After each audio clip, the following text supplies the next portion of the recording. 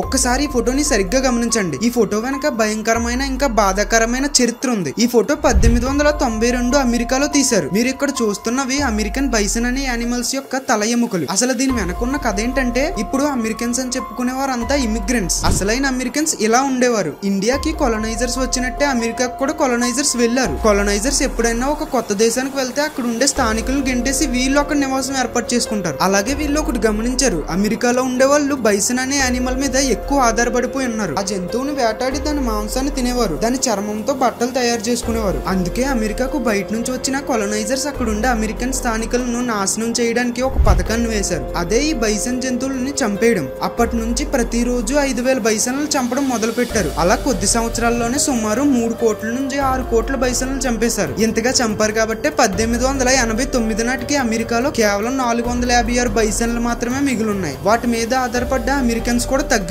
So అదే సమయంలో కొలనైజర్స్ అక్కడ నివాసం ఏర్పాటు చేసుకుని ఉండిపోయారు.